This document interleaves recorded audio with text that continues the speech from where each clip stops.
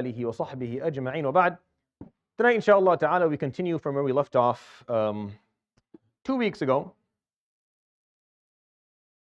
in the Tafseer of Surat AlHadeed, and we have stopped at ayah, I believe we recited up to 24, but I did not explain the 23rd or 24th ayah of the surah. I just recited them with you and then maybe gave a basic understanding of the wording, and then I said that we would talk about it inshallah next week.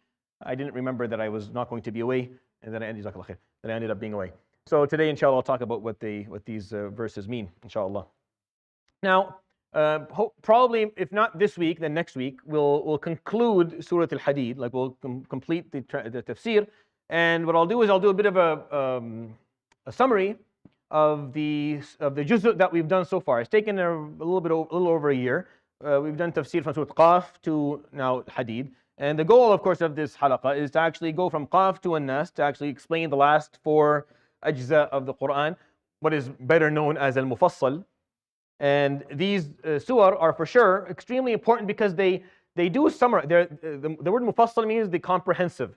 And what it's referring to is the fact that Allah subhanahu wa ta'ala, within a small number of verses or surahs, He subhanahu wa ta'ala basically summarizes all that which you need to know. So you can go and recite Surah Al-Baqarah, for example, and get the full scope, or you can take a smaller surah that maybe gives it to you in a more condensed or concentrated dose, or to say. And what I'll do is I'll summarize a little bit what that cluster from Qaf to Al-Hadeed is, because the way that these last 4 ajza, or from Qaf to An-Nas, are divided, it's almost exactly by juz'. So from Qaf to Al-Hadeed is one cluster, and then from Mujadala to Al-Tahrim is the second, and then from Al-Mulk to Al-Mursalat is the third, and then from Amma to the end, and Juz' Amma, of course, is 4 sections on its own. And that's how it's kind of clumped up or categorized. And they are very diverse. They cover almost everything within Islam. That's why once we start with Al-Mujadala, you'll see that if you've been attending this with me for the last year, then you'll find that the moment we start with Surah Al-Mujadala, it's a completely different narrative. Like the pace changes, the topics that are being talked about change, the way they're being talked about change, because they're all Madani surahs, and they're all mostly late Madani surahs, or mid to late Madani surahs. On the other hand, what we've been recited together from Qaf to Al-Hadeed are all Makki surahs, and most of them are pretty early Makki surahs. Most of them, aside maybe from An-Najm and Rahman, most of them are pretty early ones. So they were revealed to the Prophet ﷺ in the early part of his prophecy. So you can imagine that the narrative will differ within the book of Allah subhanahu wa ta'ala from the surah that was revealed to the Prophet ﷺ the first 2 years of his prophecy versus the end of his life ﷺ, after the Islamic state had already been established, and a couple of ghazawat had been occurred, and some people had died for the sake of Allah, and there's been a lot of events took place. So you'll see there's a difference in terms of the approach, and then a difference in the themes and the topics that are going to be talked about. But they're still very much relevant to our life today. And that's why I actually do these surahs. I mean, it's not because I've done them before. And you can say, well, now you're just getting lazy. No, I really do think it's important that every Muslim knows the meanings of the surahs from Qaf to An-Nas. I don't think everyone is destined to be a hafiz, and I think that's okay. I don't think everyone has to be a hafiz or has to know the tafsir of every single ayah in the Quran. I honestly don't think that's possible for every human being. But you should have a specific portion, an asib. You should know something of the Quran. There should be some structurized or systematic approach to what you should know of the book of Allah subhanahu wa ta'ala, so that you can connect, you can comprehend, and then you have your values, your principles, and your basic understandings of Islam in a row, and you have that clarity. And I really think a great, an amazing way is just from Al-Mufassal. That's why they were called that. They're actually the last 4 juz'. I mean, if children begin to memorize the Quran, usually they start from Surah An-Nas and make their way up.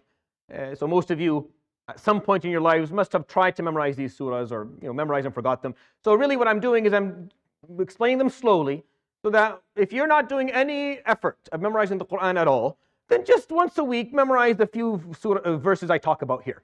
Do that with me. If you did this with me from when I told you to in February last year, then by now you would have a juz'. You would have a full juz' of the Quran, right? And if you didn't do that and you don't know them, now you don't. So a year has passed, so another year will pass, and we'll be at Tahrim. And if you take once a week and do the 3 or 4 verses that we memorize, that we recite, memorize them throughout the week, you end up with a juz'. Something is better than nothing. Always, even baby steps are good. Even if you're doing something simple, wallahi, it's helpful. And this is not to take away from your ambition, if you want to be a hafiz or intention. No, if you're doing that, may Allah bless, we're here to help you. But if you're not, and if you're a bit older, and if memorization is not your stronghold, and if you memorize, if your brain is like a ghurbal, you pour the water in one part and it just comes through the holes and nothing stays in, then the 3 or 4 ayat that we recite within a setting, memorize them throughout the week. I'm pretty sure you can end up holding on to them till the end of the week, and they can build on that. And it feels really nice when you have a full surah and you have it well, and you know what it means. It's nice if you can recite Surat al-Qamar and you know exactly what the theme is, what it's trying to explain, what the goal of this surah is. You understand the stories, you understand the symbolism of the stories, and you can connect to it. That's when next time you stand up to pray, instead of running through Inna a'tainaka al-kawthar and Qul Allahu ahad, you can read maybe a part of that surah that you memorize, that you understand, that you have some connection to. It's nice. It's actually I'm inviting you to try this if you haven't already done so. It really is meaningful and does make a difference. So let's go through, that's why I'm not going to go repeat all that today. I'll do that inshallah next time or the time after, depending on how long it takes for me to finish Surat Al-Hadeed. But once we're done this juz', this first cluster, I will summarize it for you, in case you missed everything before that. And then we'll start after that Surat Al-Mujadila bi'idhnillahi ta'ala, which is a completely, again, a new approach altogether. They're a lot of fun. Like this second juz' coming up is just very enjoyable because it's stories. It's a lot of stories. We didn't have a lot of stories in this cluster. From Qaf to Al-Hadeed, how many stories? Go through Qaf, Dhariyat, we had maybe a couple of verses that were maybe 2 stories, very, very short, just a couple of lines. Then you go to Surah Al-Tur, almost no stories at all. You go to Surah Al-Najm, you have 1 story of Al-Mi'raj, that's pretty much it. You go to Al-Qamar, you have a couple of stories, very short, very condensed. One point of the story, we told them quickly. Ar-Rahman has no stories. Al-Waqi'ah almost has no stories, and Hadith doesn't really have many stories either. But then you go to Surah the next juz', and there's just things that were happening to the Sahaba, and the Quran that was being revealed. And there's a story behind it. There's an actual event that occurred that is worthy of your contemplation because it's very relevant to our daily lives. Surat Al-Hadeed, if this cluster is the cluster of options or the cluster of decision making, where you have 2 things you have to make a decision. Are you someone who believes in righteousness? Is that something that matters to you? Is righteousness and the path of it that leads to Jannah something that you want to be a part of, or no? Then you have to make that decision early on in your life, what you stand for. What you stand for, what is your life about? Do you care for purposefulness in Surah Al-Dhariyat? Do you care for guidance in Surah Al-Tur? Do you care for certainty of knowledge to make your decisions in Surah Al-Najm? Do you care for bounties in both Qamar and Rahman? Do you understand that if you do not acknowledge them and if you're not thankful to them, what happens in both situations? What type of person do you want to be on the Day of Judgment? Surah Al-Waqi'ah. And then Surah Al-Hadeed doesn't tell you choose one of 2 things. No. Surah Al-Hadeed tells you, okay, these 2 things seem to be opposites. They're not. They're not. Spirituality, materialism, they're not. You need both.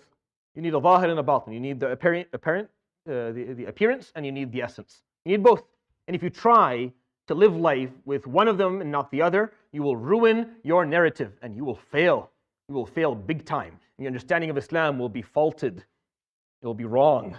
And the fault within your understanding of Islam will trickle through everything. It will affect you and it will affect those whom you teach, and then it'll just continuously, this negative effect will this ripple effect will just keep on going. And that a lot of the problems that we struggle with today in our Muslim Ummah come from what Surah Al-Hadeed is talking about, which is why I think I spent the longest time in all the surahs talking about this one. And I think it's very, very relevant. I think we struggle with that. I think we don't have a good balance between the mechanics and the spirituality. I don't think we have a good, I think the prime example is Salah, for example. I don't think we have a good balance. I think it's all mechanics, there's no spirituality. And I think some people claim that they have spirituality with God, but they've never prayed one of the 5 prayers in their lives and don't intend to. And I think both approaches are wrong. And both approaches will take you to a place you don't want to be on the Day of Judgment because you didn't listen to what Allah subhanahu wa ta'ala is actually explaining. I think an ummah cannot stand if it does not have values, which are the essence, and wealth, which is the materialistic aspect. I don't think an ummah can stand. I don't think a community can be productive if we don't have values, principles, beliefs that we carry very closely and very, sacredly to our hearts, and wealth and strength and status and numbers that allow that to actually materialize into something meaningful. So if you look at it, every aspect of life requires these 2 things to happen hand in hand. And that's what Surat Al-Hadeed talks about. And it did it beautifully, majestically, and I'll summarize that for you, inshallah, once we come to the end of it. But here's the verses that we recited last time that I didn't explain. He says, subhanahu wa ta'ala, مَا أَصَابَ مِن مُصِيبَةٍ فِي الْأَرْضِ وَلَا فِي أَنفُسِكُمْ إلا في كتاب من قبل أن نبرأها. He says, there is no calamity, said musiba, because that's really what you care about. None of us are questioning God when good things happen to us. No one turns to God and say, why? Why? Why all the money? Why me? Why all the success? Why me? No one does that. If things work out for you, you're happy. You don't even, I need that. But it's when calamity occurs that it becomes a little bit, that's when the question happens, which is really weird, because life is just a mix of one of two things. Either things go well or they don't. Even if you were not religious at all. At each given moment, either things work out the way you want them to or they don't. And there's really no way for you to ensure that life is going to give you every single time the bouquet of roses that you're hoping for. It's going to be a curveball, an obstacle, a landmine. There's always going to be something in the way that you didn't foresee, and you can't do anything about it. That's how it is. But if you understand Allah subhanahu wa ta'ala, and you believe in Allah, and you acknowledge Him, then He is interested in pointing out for you within Surat AlHadeed, this surah where you have to balance out your materialistic and spiritual needs, the appearance and the essence of your existence and your experience. He's going to point out for you the musibah piece, where when a calamity occurs. So he says, no calamity occurs on earth, fil ard, materialistic, wala fi anfusikum, or inside yourself, which is spiritual, illa fi kitab, except it is documented in a kitab, in a record. The word kitab means record. That's really what it means. It doesn't mean a book. Sometimes it can mean a chapter, but it can mean a grouped piece of information that is focused on one task. That's really what a kitab is. That's why if you open Sahih al-Bukhari, for example, you'll find that the way he categorizes his book is Kitab al-Iman, Kitab al-Wahi, Kitab. What do you mean kitab? It's one kitab. What do you mean? Oh, no, because really kitab doesn't mean book. We started to use it synonymously with book, which is fine, but that's not really the usage of the word. It means a grouped pieces of information that are grouped to talk about a specific task or a specific issue. So illa fi kitab, except in a record that is specified to talk about these things. Min qabli an nabra'aha, before we put life on it. Ha is going back to earth. Ma asaba musibatin fil ard, on earth. So before, now al-bar, Allah's name is al-bari or al-bari, which is the one who offers life, or the one who created life specifically, because there are different levels of creation that He talks about subhanahu wa ta'ala in the Quran, and I'll go into detail in that in Surat al-Hashr when we come to it.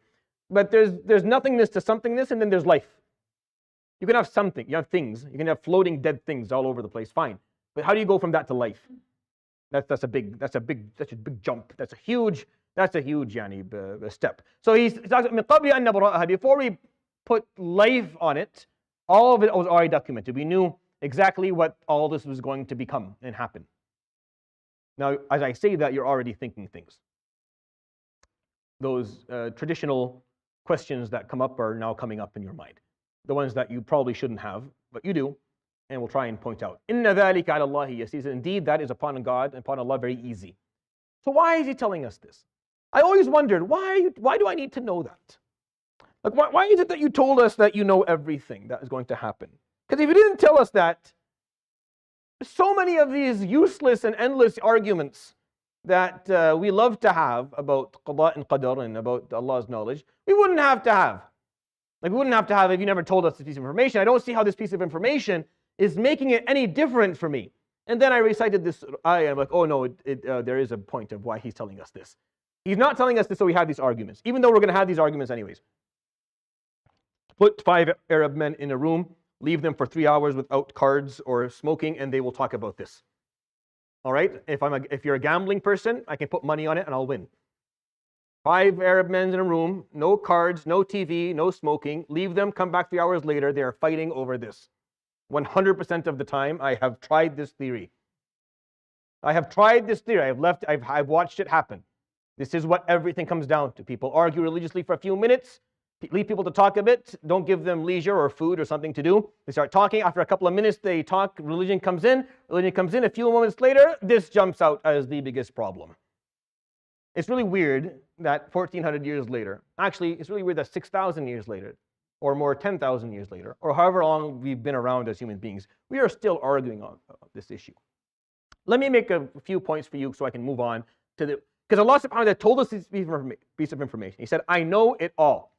Again, Surat AlHadeed is very important. Very important that he told us this. SubhanAllah, Surat AlHadeed had to happen here. Of course it did.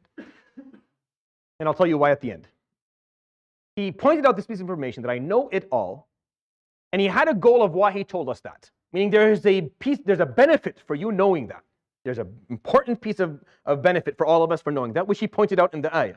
But before we can actually take that benefit, let's just kind of get rid of some of these thoughts that cause us difficulty. Of course he knows it all. Of course. If he didn't, you wouldn't have to worship him. Jalla Jalallah. If he didn't, then there would be no reason for you to worship God at all. If he did not know all that was going to happen. If you were able to prove that Allah subhanahu wa ta'ala did not know the future, then why worship him? He's just as ignorant as you are. Jalla Jalalullah. Tasabbah Allah, taqaddas Allah. Ta'ala Allahu amma yasifun. Of course he knows. Of course. He is Allah. If he didn't know, then he's just a very strong being. He's strong. But he has a weakness. Which is what? He doesn't know what's happening next. Just like you. Just like me. What is the essence of all of our struggles and fears in life? One thing. You don't know what's happening tomorrow. If it was all mapped out for you, then you would maybe be sad for a little bit when you saw when the graph went down. You get a bit sad. Oh, I'm going to lose Fulan that day. Oh, I'm going to lose this that day. Oh, I'm going to get sick that day. Oh, I'm going to die that day. Oh, but I know exactly what's happening. I know exactly what's happening next. No problem. There's nothing. There's no curveballs, no surprises. I don't have to worry about anything anymore. I don't have to worry about making enough money. I don't have to worry about anything. This is what's going to happen next. But you don't. This is actually the whole excitement of this experience. The whole beauty of this experience is that we don't know what's happening next. You have no idea what's happening tomorrow morning. I have no idea what's in the cards for me as I move along. I don't know how long I'm going to live. I don't know I'm going to die. That's really the essence of this experience. I don't know. Because I am governed by time and space. I'm governed by time, space, or space-time. Call it whatever you like. Allah is not. To Allah, there is no such thing as past, present, or future. Surat AlHadeed told us this at the beginning of it. Isn't it interesting that in Surat AlHadeed he told us, Huwa al-awwal wal-akhir, he told you, first and last, because time means nothing. Al-zahir wal-batin, the essence and the appearance, because space means nothing. It means nothing to him. None of this means anything to him. So, to Allah subhanahu wa ta'ala, what happened already, what's happening now, and what's happening later, it's all the same. It's all the same. There's nothing that is not seen to him, subhanahu wa ta'ala. Now, what you need to understand is that the knowledge of something happening does not equal the forcefulness of its happening. Doesn't mean that it's being coerced to happen, unless you believe somehow that the nature of your knowledge is equal to the nature of the knowledge of the Almighty Himself. And that's, of course, is a problem. See, the only way I know the future is if I program something. It has to have no choice. I have to give me that little car. I have to turn the little thing. I have to make sure that the wheels are straight. I put it on a flat surface. I point it towards Hajj Hussein. I let it go, and I predict it's going to slam Hajj Hussein in the foot. Very simple. Because it had no choice. It was pre-programmed, and I let it go. That's how I know the future. So if you believe that your knowledge is equal to Allah's knowledge in nature, because that's how I know the future, and that means that must be how Allah knows the future, okay, then you're equaling yourself to Allah, or even worse, you're equaling Allah to yourself, which is even worse. Or you say, no, the nature of my knowledge is not equal to the nature of Allah's knowledge. My knowledge, I can only know the future if something is pre-programmed to occur. And even then, I can only predict it, because there can be so many obstacles and mistakes and challenges and malfunctioning that can stop it.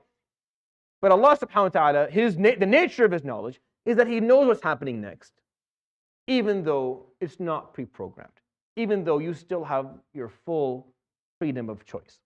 And aside from all of that philosophical gibberish that I just shared with you, Ya Habibi, as you sit here right now, just think for a moment. Who is forcing you to do anything right now? Are you forced to do anything? Can you not do anything you want? Yes, social structures and social norms will encourage you into behaving in a certain way, but no one's holding you back.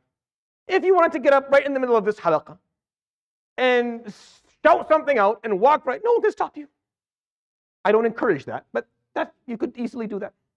If you decided to, you could do anything you want. As you said, for the human being to sit around and argue how he has no choice is very weird, because as you sit in this moment, you're recognizing the fact that you have all of these choices in front of you and you're choosing to do whatever you want.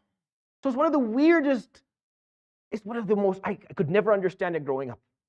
Because you have all these theological sects, like the Qadriya, for example, or Jabriya.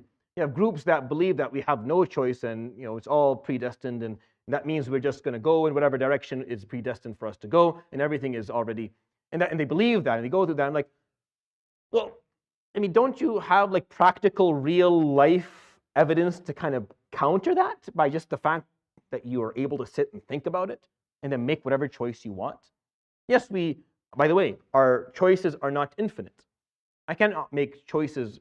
I can't make the choices to fly. I can't grow wings and fly. I would love to, but I can't make that choice. That's not an option for me.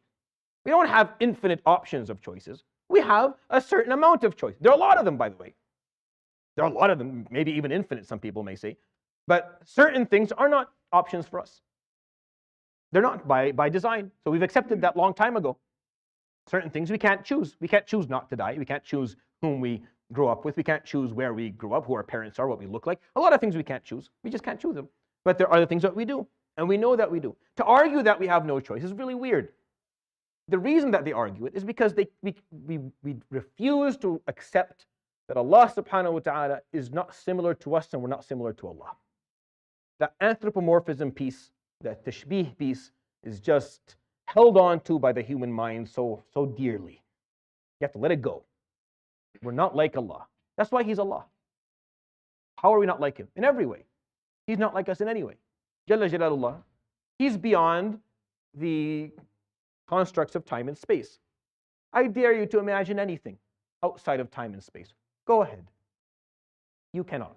You can say the words that I just said, meaning you can imagine a concept of something being beyond time and space, but you can't actually imagine anything or construct a thought that does not exist within time and space, because we are governed by them. When I tell you Allah subhanahu wa ta'ala, which is what He said at the beginning of the surah, He is not. When I explain to you that the nature of His knowledge is not equal to the nature of your knowledge. And the third and final piece, knowledge is not an impactful attribute. Not an impactful attribute. Not an impactful attribute. What does that mean? Chicken lay eggs. I know that chickens lay eggs. Whether I know that or not does not affect the fact that chickens lay eggs. If I stop knowing that, do chickens not lay eggs anymore? Did chickens start laying eggs the day I knew that they lay? No. Because ilm, knowing something, the knowledge of something, does not affect whether it happens or not. It's knowledge of something. That on its own, as the philosophers of the 6th century BC talked about, is something that the human mind struggles with comprehending. Understanding that knowledge is not an impactful attribute. Allah subhanahu wa ta'ala is al-alim. He knows all. It has nothing to do with the fact that you are able to make whatever choices you want. The struggle becomes because, no, I can't know the future unless it's programmed. Then Allah must not be, no. He can know the future even though it's not programmed, because it's not the future to Him. Because it's not the future to Him. It's the future to you, not to Allah. If it was the future to Allah subhanahu wa ta'ala, again, we wouldn't have to have that close this musaf, go home. Go home. Not knowing the future is a problem. If you're going to worship a deity, if you're going to believe in a supreme power, if you're going to believe in a God, then it has to be. He has to know. Yeah, He definitely knows the future. So putting that aside, those are the basic arguments. If that's not enough, then honestly, what I found out is that nothing is enough. You're never going to be okay with this, and that's just that. But why did He tell us this piece of information? No, there's actually a reason of why He told us this piece of information. He didn't tell us this piece of information so we can argue about this forever, about whether we have choice or not, which is a crazy thing to argue. But He did it for the following. To tell us this. لِكَيْلَ, He uses this terminology. So that you may not تَأْسَوْا عَلَى مَا فَاتَكُمْ, overgrieve over that which you lost. وَلَا تَفْرَحُوا بِمَا آتَاكُمْ, and not to be overjoyed in that which you were given. And then He said, وَاللَّهُ لَا يُحِبُّ كُلَّ مُخْتَالٍ فَخُورٍ. And indeed Allah subhanahu wa ta'ala does not love every vain and arrogant. كل مختال فخور. He does not like the vain and the arrogant. And this is actually very, mukhtal is the arrogant and fakhur is the vain. And this is very important. This is very interesting. Saying the reason I'm telling you that everything is known to me. There's nothing that I do not know about. A musibah is coming your way? Yeah, it was known. I knew it was going to happen to you. Way before it happened. Way before you were ever even created. Before anything was created, it was in the book that this musibah was going to happen to you. So you can see this ayah is not talking about your choice. It's talking about, so I gave these khutbahs before about qada and qadar. This ayah is not talking about the qadar. It's not talking about the destiny, the thing that you can affect. Because you can affect your destiny. You can affect where you're going. This is talking about the qada, meaning the stuff that you have no effect over. You understand the difference between these two things? So if you're walking down the street and a piano falls over your head, that's qada. I mean, unless there was a sign saying pianos are falling over people's heads here, don't walk on the street, it was qada. If it said that sign, then it was probably qadar. Qada is the thing that you have no control over, you did not contribute to. It's not the natural consequence of your behaviors, but it happened. It happened. That's called qada. The examples I give here are very specific. Listen to these two examples. You're driving a car. It's a 60-kilometer zone. You're driving 60. Your phone's in your pocket. You're not drunk. You're not under the influence of any substance. You're looking ahead, and then something jumps up in front of you and you have an accident and you harm someone or you kill somebody. Qada. Another person in the car. 60-kilometer. This person's on their phone. They're going 80. They're not focused, and then they have an accident. Qada? No, that's qadar. You destined yourself to that. You destined yourself to that. That is the natural consequence of your behavior. Not having an accident, that's qada. When you're recklessly driving and nothing happens, that's qada. You should have had an accident. You were driving, everything you were doing was wrong, but somehow you made it. That's qada. Allah subhanahu wa ta'ala gave you the opposite of what you deserved, or opposite of what you had worked towards. That's qada. Qadar is when things line up. You study well, you pass. Qadar. You study really well, somehow you fail. Qada. Opposite, vice versa. You don't study at all, somehow you pass. Qada. It's not qadar. You don't pass, you don't study, you don't pass. Qadar. Confusing? That's okay. I just want you to understand that there's things that you have no effect over. It's just, it was given to you. You didn't do anything. It's qada. It's qada. Allah, and this is what this ayah is talking about. This ayah is talking about ma asaba min musibah. No calamity comes and occurs. It's talking about the stuff that had nothing to do with. I gave examples of this, and it's always a heavy example. I've given it a couple of times in this halaqah, or in this setting before. Two people at the age of 75 are diagnosed with lung cancer. One person has a 45-year history of smoking, the other one doesn't. Qadar, qada. Very simple. Not the same thing. This person did nothing. I remember the first person I had to talk to within my career was a 65-year-old marathon runner who had stage 4 lung cancer, who never smoked a cigarette in his entire life. In his entire life. And he had 4 months to live. He didn't even make it to 4 months. He died in 3. Qada. There's no explanation for this. He did nothing. He did nothing. Nothing at all. Just that's the hand he was dealt. That was the musibah. That was in the kitab. Min qabli an nabra'aha. That was in there way before any of this existed. That was in the books. It was going to happen. It's going to happen. You can't control that piece. It's easy upon Allah. He has it all documented. It's going to happen to you. So why is this piece of information important? Because when something bad happens to you that you did nothing for, it can cause you to become very, very obsessed and preoccupied by what you could have done differently, and it makes you lose your mind if you can't stop thinking about that. You'll lose your mind. If I did this, had I done that, even if it's qadar, even if you're recklessly driving, and you hit the person, and it was your fault because you weren't paying attention. Even that, it's in the book before it happened. You carry a specific amount of responsibility for it, for sure. You didn't do it on purpose. Obviously, we did it on purpose, that's another thing. But you didn't do it on purpose, it was a mistake, it was negligence, so you carry a specific amount of responsibility legally and in front of Allah subhanahu wa ta'ala, but it's still in the book. Why do I need to know this, Ya Rabb? Because it's telling you, because if if I didn't tell you this, then you would be obsessed by saying, لو تفتح عمل الشيطان. Had I done this? Only if I did this. Only if that happened. Only if, no. لكي لا تأسوا على ما فاتكم. So you don't overgrieve over the things that go wrong. Don't overgrieve. Yeah, you can be sad. You can be upset. You can hold yourself accountable. You can cry. You can grieve over the bad things that occur. But don't overdo it. Because it was predestined. It was there all along. It was a part of your story.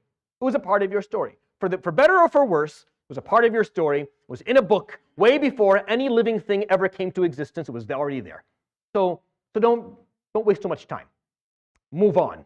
Move on as in, if you did nothing to contribute to it, accept it and say, Ya Rabb, lak alhamd, I accept. I don't like it, I accept it.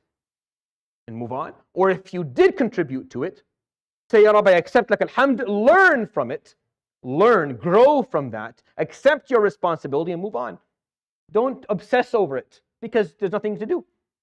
That wasting of time, had I not done this, had I not done that. For example, the person who got diagnosed with the cancer and was smoked all his life.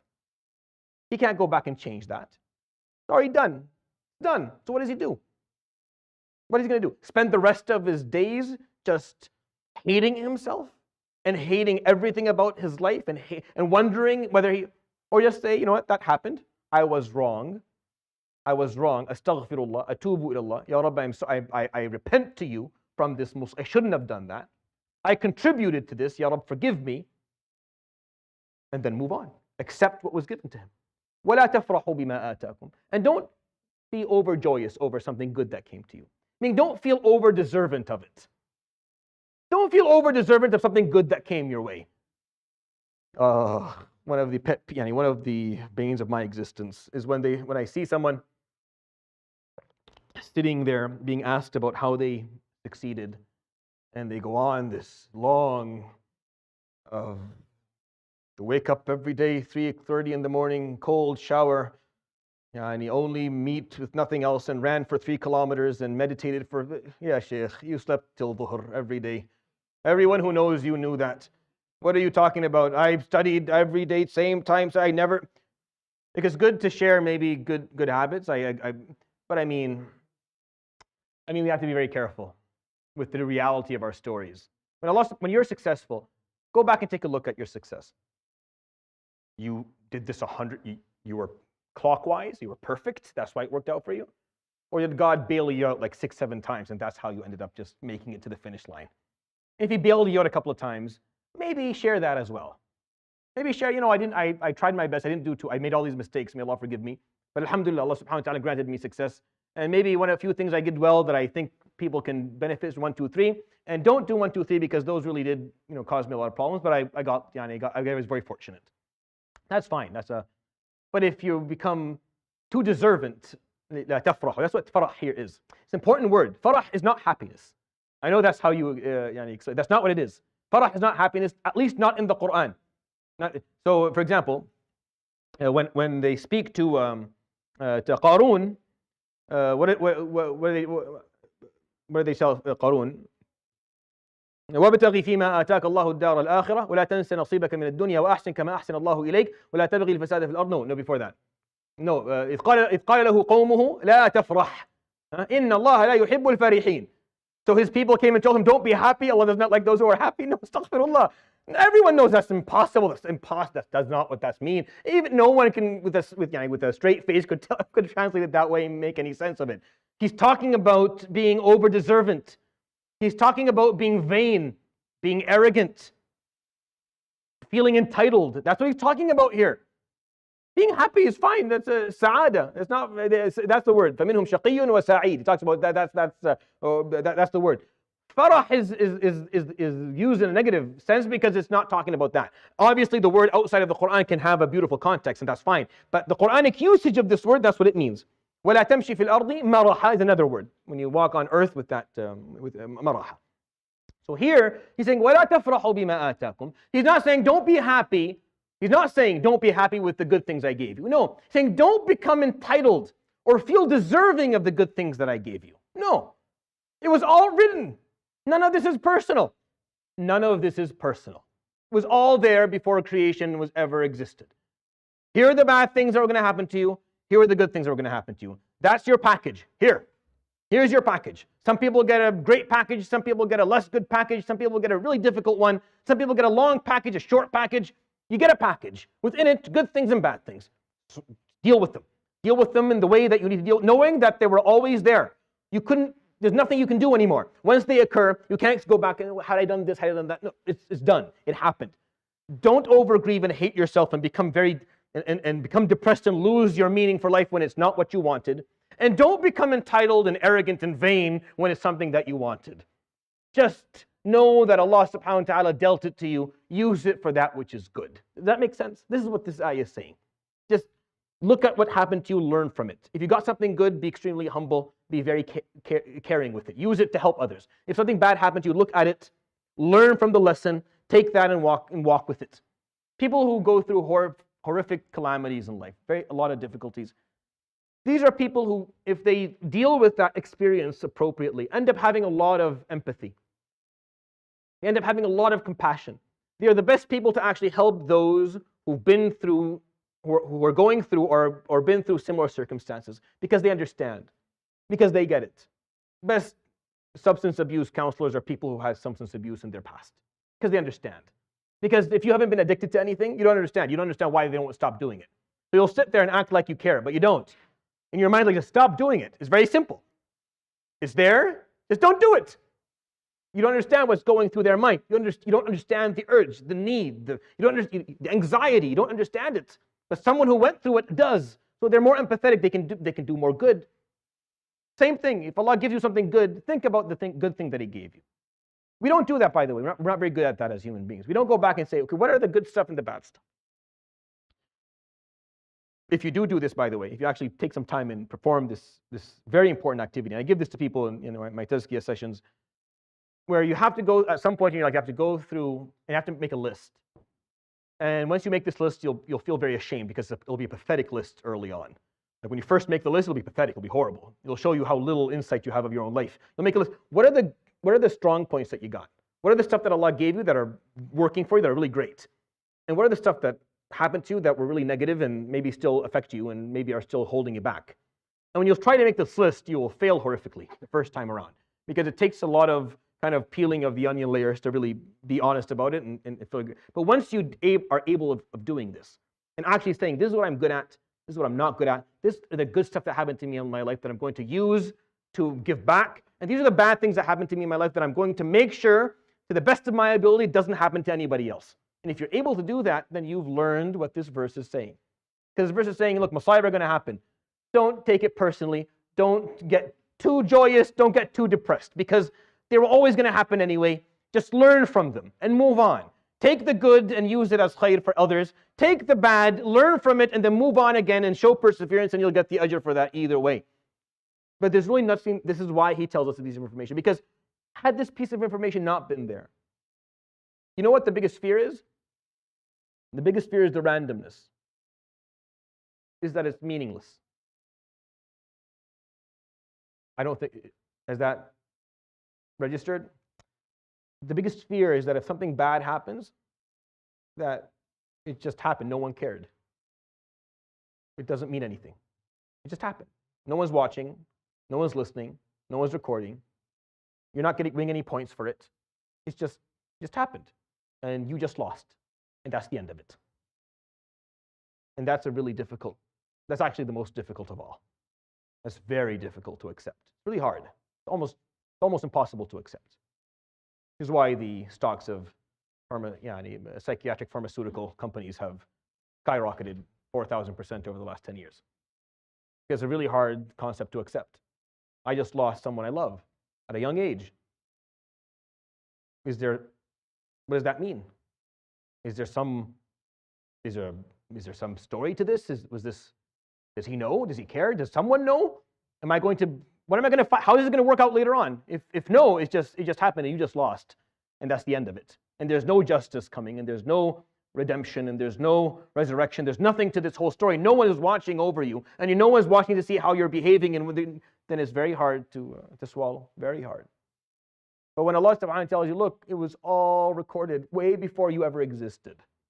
I knew about all of it. Just move on. Move along.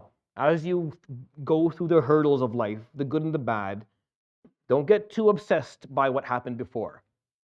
Don't lose hope because it was difficult. Don't become vain and arrogant. Let it go to your head when it's good.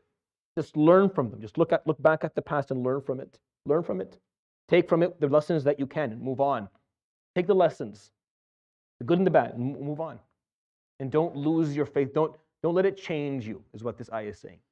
Because al-asa and al-farah are mental, intellectual, spiritual changes that are resulting from materialistic occurrences. That's why he's talking about this in Surat AlHadeed. These are materialistic occurrences, masa'ib that are coming to you that are going to cause intellectual, spiritual changes. Asa, which is full hopelessness and depression, and farah, which is vanity, arrogance, and entitlement. Materialistic things happening to you are changing you spiritually. Don't let them do that. Stay right in the middle. Stay humble. Stay confident. Have humility. Good happens, you have the three. Bad happens, you still have the three. No matter what happens, you have these three. You look back, you learn, you move on.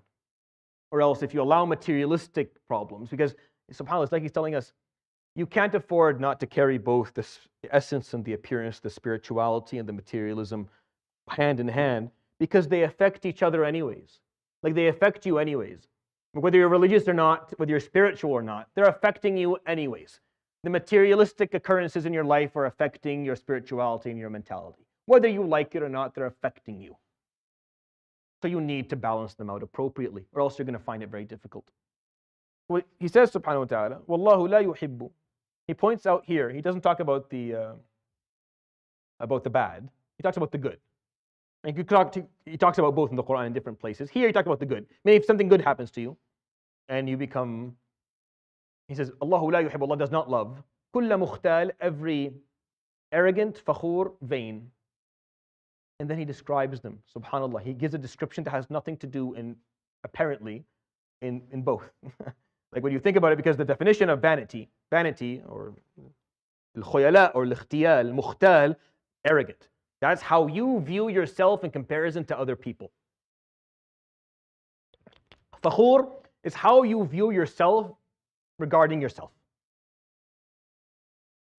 Arrogance, there has to be comparison of others. Is where I think I'm better than other people, or a specific person, or every person, whatever. Fakhur is where I think that whatever I do is amazing, is great. I am the center of attention. I'm the center of the universe. I'm the most important thing here. Everything I do is amazing and great, and I make very few mistakes, and I'm very special by nature. And everything else people do is, I have the best mentality.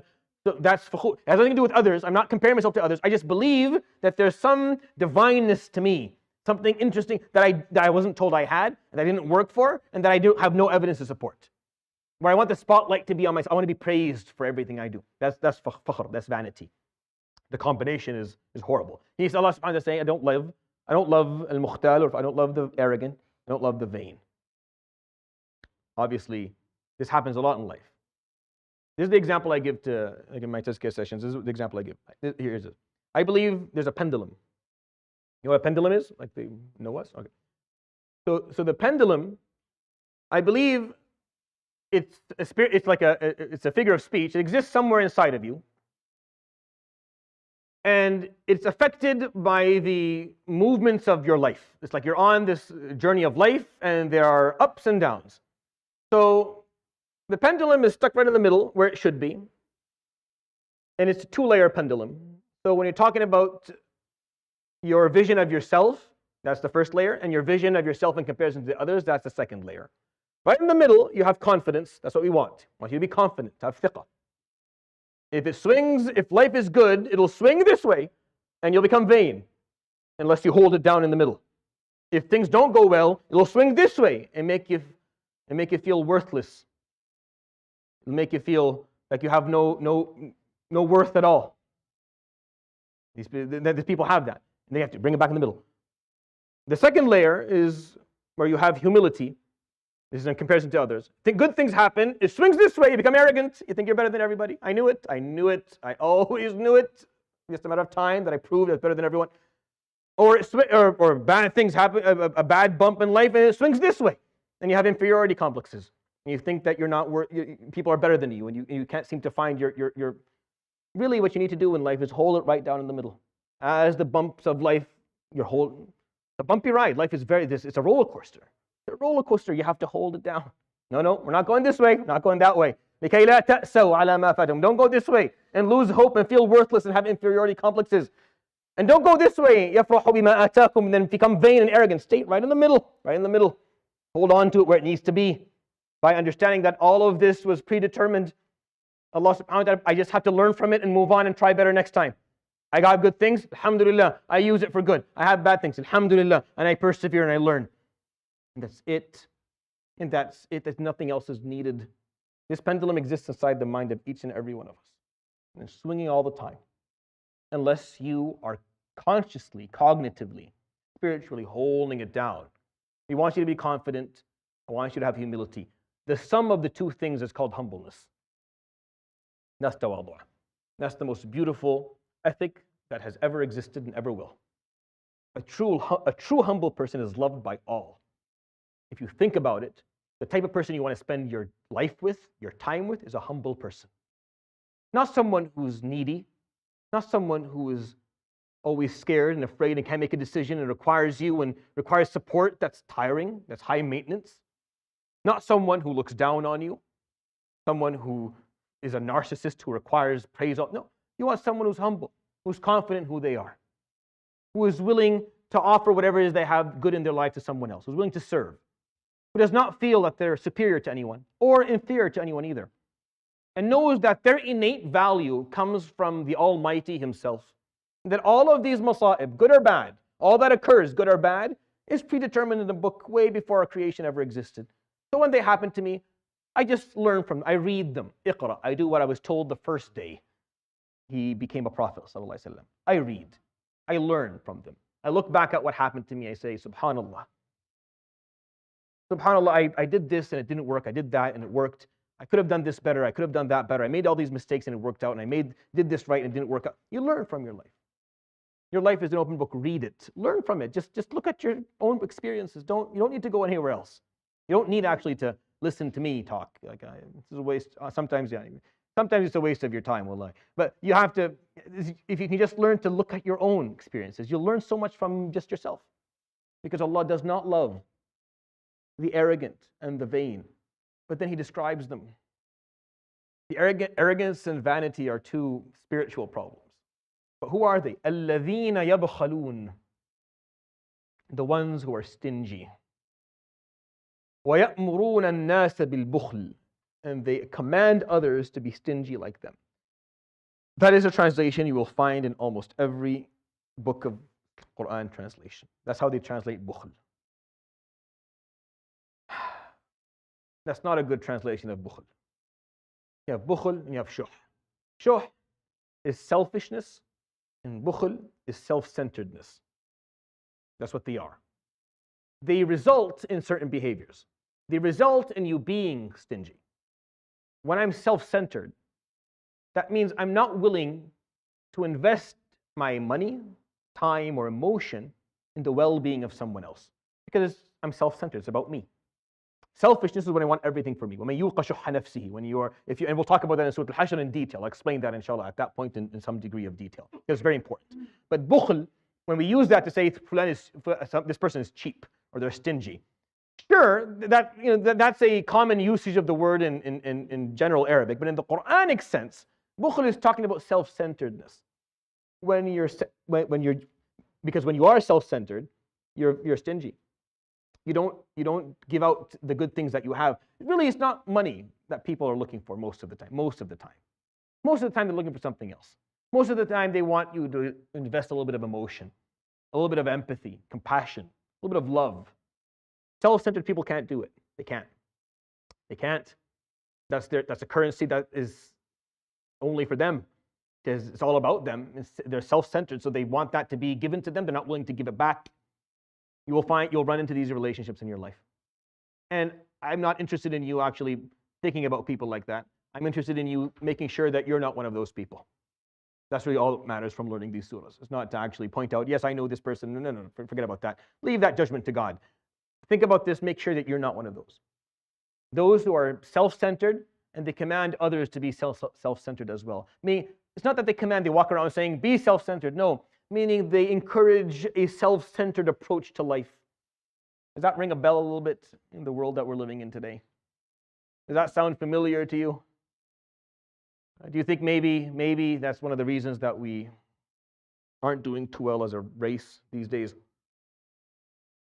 Maybe we become very self-centered and we've encouraged a mentality and a lifestyle of self-centeredness where everyone should be focused only, fully, exclusively on themselves, on what works for them, on their individuality, on their personal freedoms, on their personal...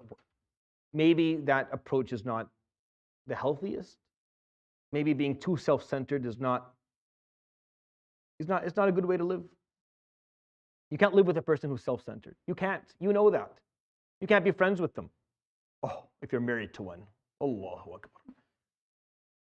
Wallahi.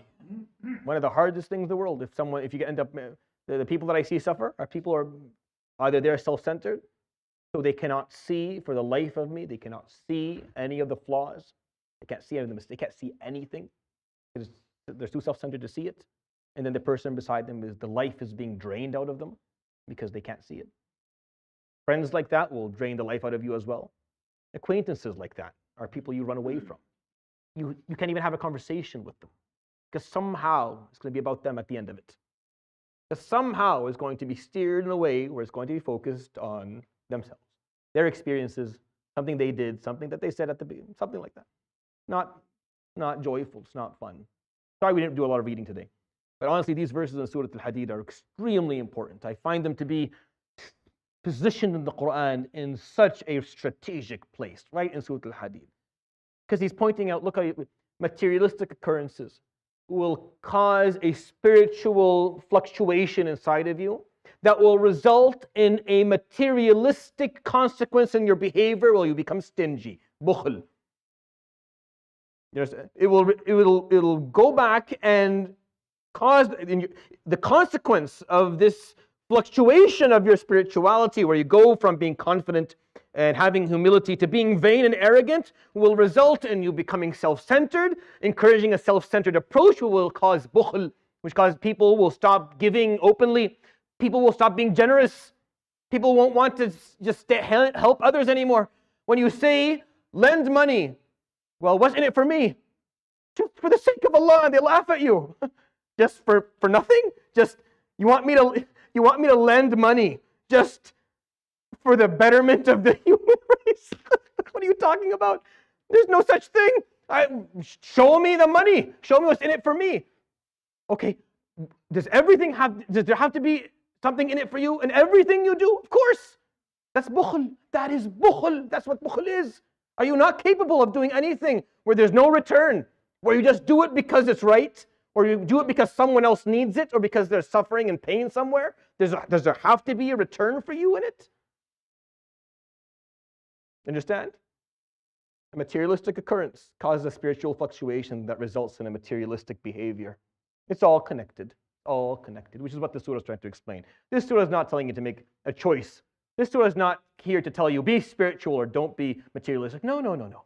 This surah is saying you have to be able to balance them both. Because the moment you drop one of them, it stops working. This whole system collapses. وَمَنْ يَتَوَلَّ, and those who refuse to understand this, and those who refuse to comprehend this, فَإِنَّ اللَّهَ, then indeed Allah, هُوَ الْغَنِيُّ الْحَمِيدُ, He is the one who is in need of no one, and He is the one who is always praiseworthy. Subhanallah. I can't be vain and arrogant because that's not my nature. I'm a servant. I'm a creation. I'm very weak. I cannot sustain my own existence in any form. I deserve nothing of this because I didn't contribute to any of it to begin with. I'm very simple in every way. Every department of existence, I'm extremely simple, like this little bottle here. There's nothing complex about me. And whatever I do, so many things are required for there to be any extent of success in anything that I do. So many things have to line up. So many blessings have to occur all at once in order for me to get anything done. So I cannot be vain or arrogant because there's no basis for it. There's no logical, real life basis for me to have that. But Allah subhanahu wa ta'ala, on the other hand, He's al-Ghani.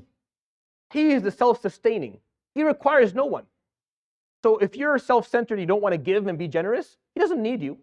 Don't be generous. Fine, keep it. He doesn't need it anyway. It's not something He told you at the beginning of the surah. If you were reading the surah with me, He asked twice, right? Go to ayah number 11. مَنْ ذَا الَّذِي يُقْرِضُ اللَّهَ قَرْضًا حَسَنًا. He said, which of you will loan Allah subhanahu wa ta'ala a beautiful loan, and then He will take it and times it manyfold. And then He said it again in ayah 18. إِنَّ الْمُصَّدِّقِينَ وَالْمُصَّدِّقَاتِ وَأَقْرَضُوا اللَّهَ قَرْضًا حَسَنًا يُضَاعَفُ لَهُم. Those indeed who put their wealth, male and female, and lend Allah a beautiful loan will be times many times for them. You don't want to. You're going to let life go to your head. You're going to become extremely depressed or extremely vain and arrogant, and you're going to then become self-centered and stingy. Go ahead. Turn your back. Allah is Ghani. He doesn't need any of it. He is not benefiting from it, and He does not require me or anything I'm going to offer. And He is al-Hamid. Unlike me, who I'm not praiseworthy at any point. So being vain goes against who I am because I'm not praiseworthy. He, subhanahu wa ta'ala, on the other hand, is al-Hamid. He is all praiseworthy, all the time. He is deserving of praise at every moment. Whether you have a reason for it on the tip of your tongue or you do not, He is praiseworthy. That's why a Muslim is known to be a Muslim by when the first thing you speak to them and ask them how they're going, they say, Alhamdulillah. And we stand under the banner of al-hamd that he carries, Muhammad sallallahu alaihi wasallam, and we are called al-hammadun yawm al-qiyamah, the ones who praise. That's who we are.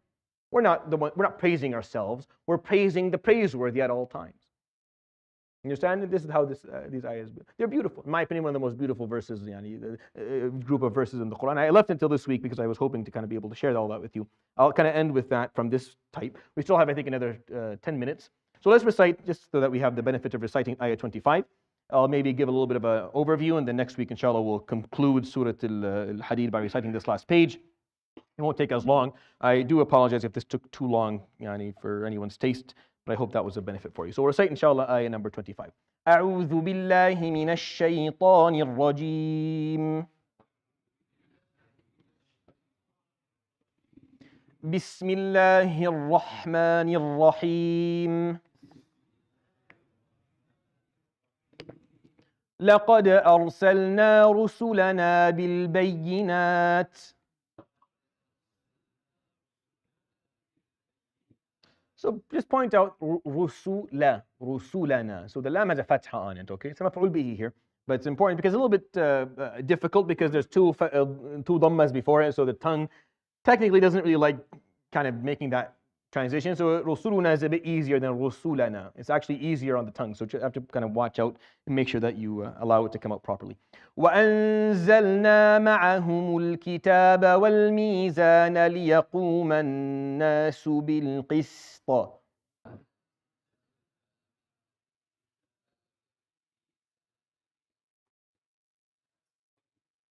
So when you say this last word, you see the qaf, which is mufakham, which is a heavy letter, then a sin, which is not, the light letter, and the ta, which is of course the mother of all heavy letters, and it has a qalqal at the end of it as well. The ta will tend to make the sin a sad, because the ta and sad are friends, and ta doesn't like the sin at all. So it doesn't want it to be sad. So what wants to come out is bil qista. That's what it wants to come out. But we have to be very careful when we say bil qista. Bil qista. So you have to make sure the sin stays light and nice and itself, and the ta can be as heavy as it wants at the end of it. This is a word that requires a little bit of practice so that it comes out appropriately. وَأَنزَلْنَا الْحَدِيدَ فِيهِ بَأْسٌ شَدِيدٌ وَمَنَافِعُ.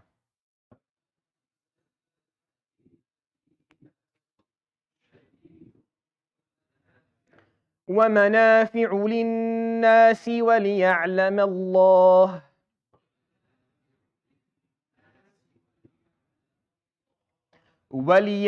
اللَّهُ مَنْ يَنْصُرُهُ وَرُسُلَهُ بِالْغَيْبِ.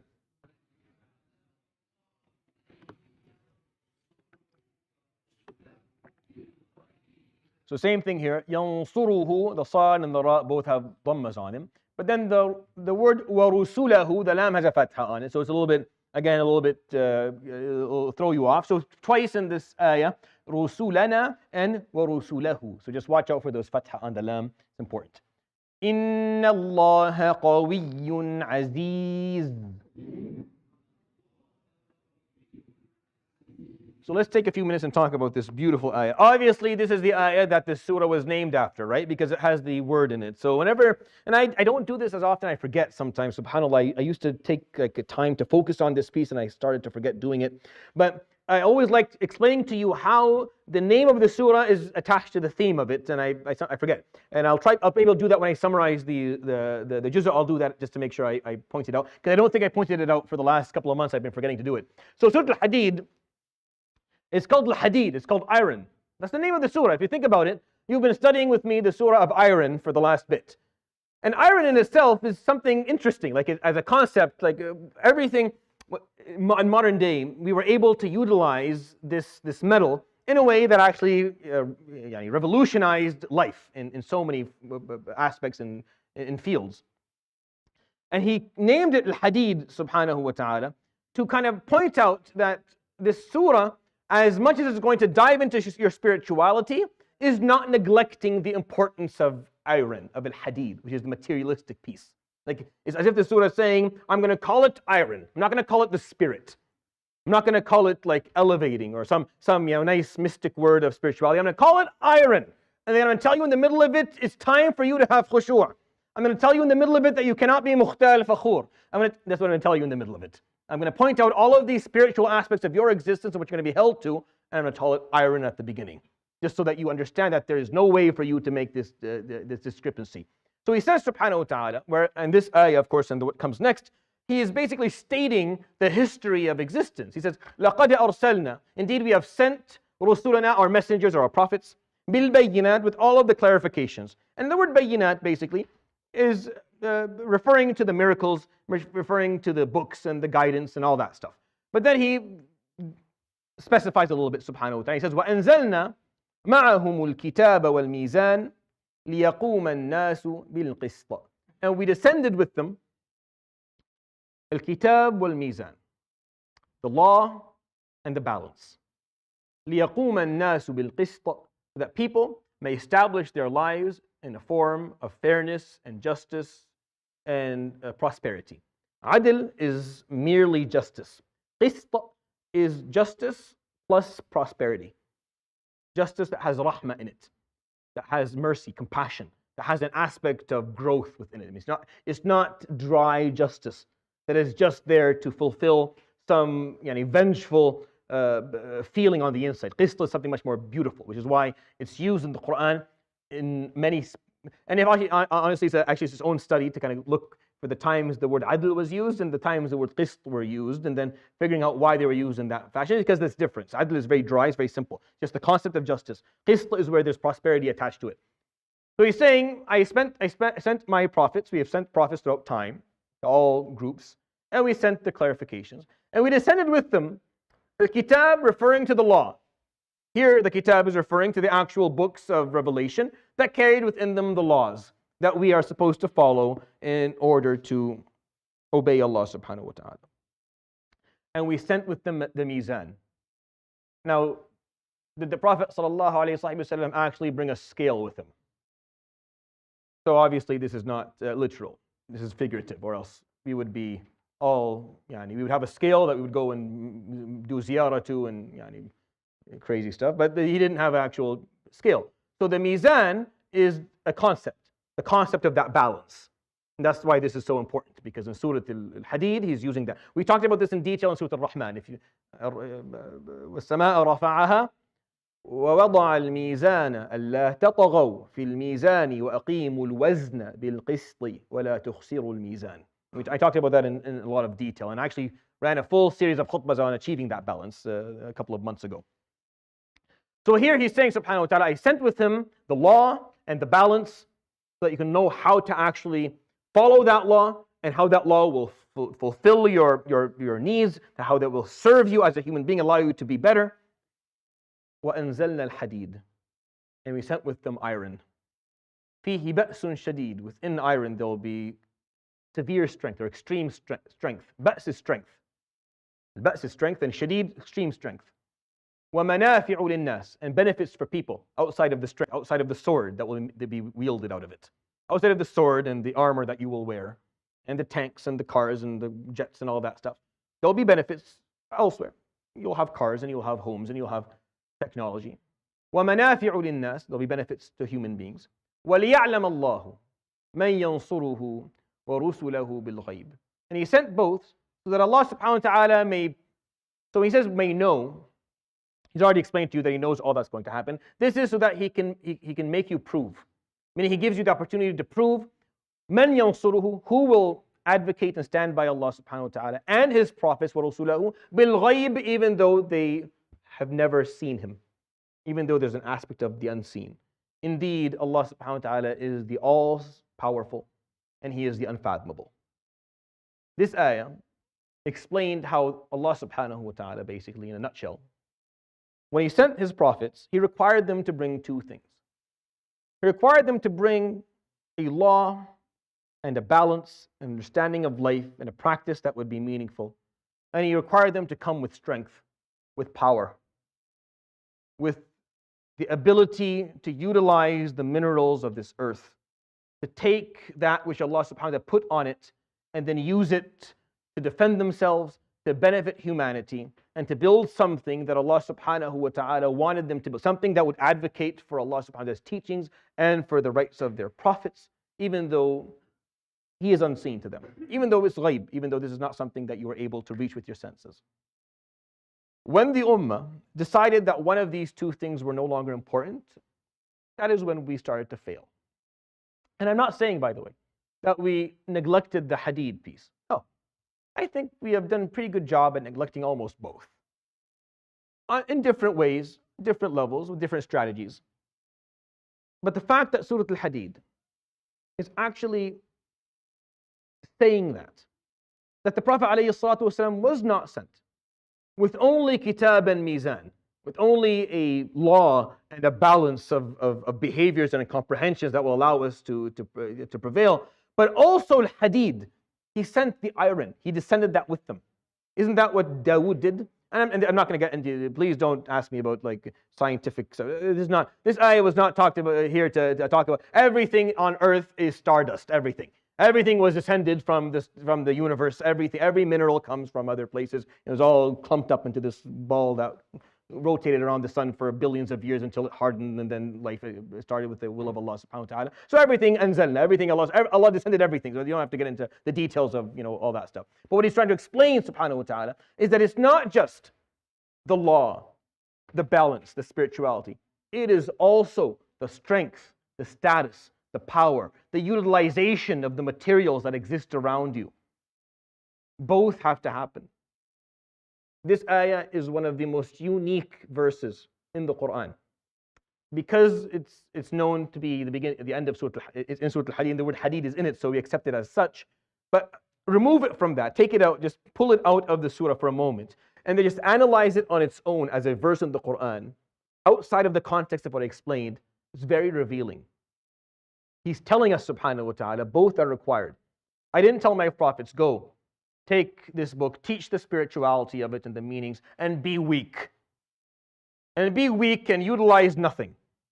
And do not understand anything that's happening around you and have no materialistic approach to the world that you live in at all. Nor did I tell them to go and be butchers and carry swords and go around killing people.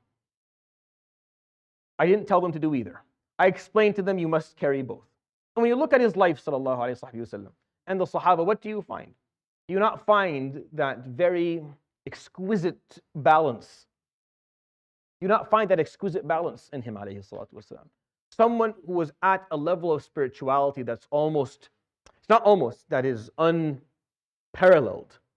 Also someone who utilized the materials around him and taught his ummah to do that. That's why within 300 years of him passing away, alayhi salatu wasalam, our scholars were both fuqaha of a madhab and botanists. They were muhaddithin and mufassirin and astronomers. They were people who understood the value of both approaches. I'm going to talk about that inshallah in a little bit of detail, more detail next week. Forgive me for taking too long. سبحانك اللهم وبحمدك اشهد ان لا اله الا انت استغفرك واتوب اليك. Hope that was a benefit. وصلى الله على سيدنا محمد وعلى اله وصحبه اجمعين. جزاكم الله خيرا.